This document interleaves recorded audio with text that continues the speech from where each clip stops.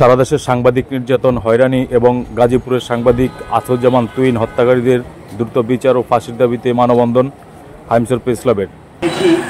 তুহিন হত্যার ব্যাপারে আপনারা জানেন, গাজীপুরে তুহিন হত্যা হয়েছিল, নৃশংসভাবে তাকে হত্যা করা হয়েছিল।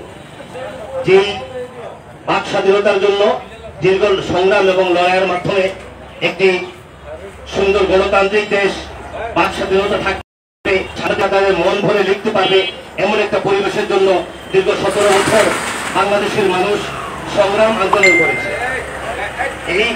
এই সময়ে গাজীপুরে যে নৃশংসভাবে তুহিনকে হত্যা করা হয়েছে, এর তীব্র নিন্দা ও প্রতিবাদ জানাচ্ছি। আমরা চাই সে যে দলেরই হোক, তাকে আইনের আওতায় এনে এই বিচার আমাদের দাবি, বাংলাদেশের সমস্ত সাংবাদিকদের দাবি।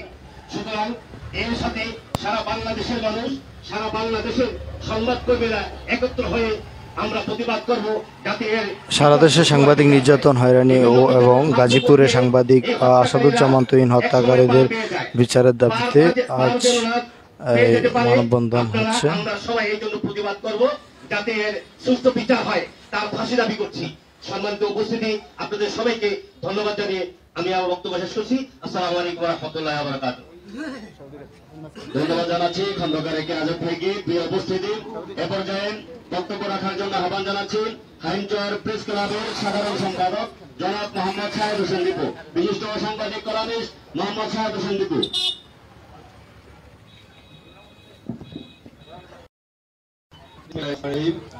আজকে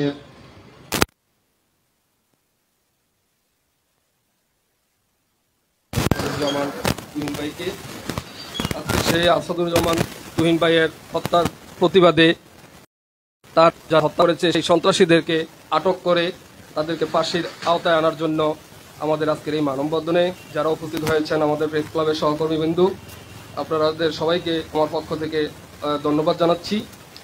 আসলে সন্ত্রাসীরা যারা সন্ত্রাসী কার্যকলাপ করে, তারা দেশে বিশৃঙ্খলা সৃষ্টি করে অন্যায় অপরাধের সাথে লিপ্ত রয়েছে, তারা যেই দলই করুক না কেন তাদেরকে কিন্তু আইনের আওতায় আনতে হবে। আমরা দেখি যে একটি লোক যদি কোনো অন্যায় করে তাকে বিভিন্ন দলের ট্যাগ লাগানো হয়। বিশেষ করে প্রতিপক্ষ যদি কেউ একটি দল করে এক এক দলের উপরে তার দোষ চাপানোর চেষ্টা করে। আমরা যদি তাকে দেখি এই রাজনৈতিক দলগুলো যদি মনে করে যে এই সে তাকে দোষের অপরাধের বিচার করা দরকার, এই জিনিসটা কিন্তু কারো মাথায় নাই। কে কিভাবে উপরে উঠবে, কে কিভাবে কাকে নিচে নামাবে, সেই চিন্তায় ব্যস্ত থেকে ওই অপরাধীকে কিন্তু তার অপরাধের ধামাচাপা দিয়ে দিচ্ছে। আমরা কিন্তু এটা আশা করি নাই রাজনৈতিক নেতৃবৃন্দদের কাছ থেকে এবং এই সুশীল সমাজের কাছ থেকে।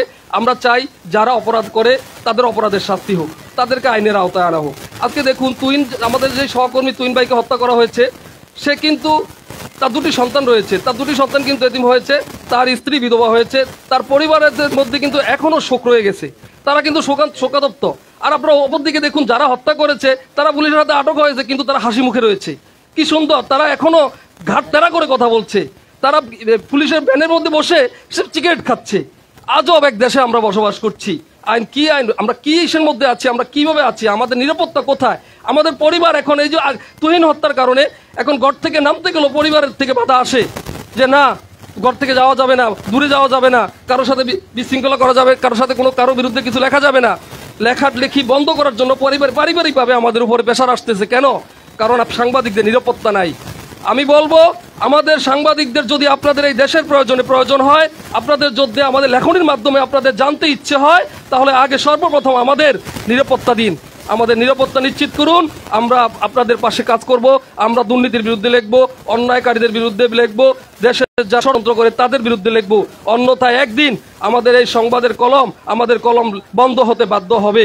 তখন দেশে আরো বড় ধরনের বিশৃঙ্খলা সৃষ্টি হবে, অন্যায়কারীরা আরো বেশি বেড়ে যাবে। তাই আমি বলবো, যাদেরকে আটক করা হয়েছে তাদেরকে দ্রুত তাদের বিচার করা হোক। তারা যেন দীর্ঘদিন এই বিচার আওতায় না থেকে তারা যেন আইনের পাকপোকর দিয়ে বেরিয়ে যেতে না পারে।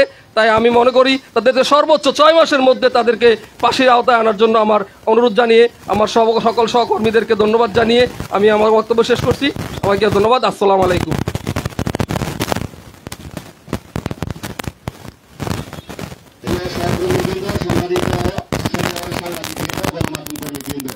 আমরা বিভিন্ন সময় সমাজে বিভিন্ন রাজনৈতিক নেতৃবৃন্দকে যদি কোনো ধরনের হয়রানি করা হয়, তাদেরকে যদি কটাক্ষ করা হয়, তাহলে সংসদে দেখেছি আইন পাস হয় তাদের অপরাধীদের বিরুদ্ধে।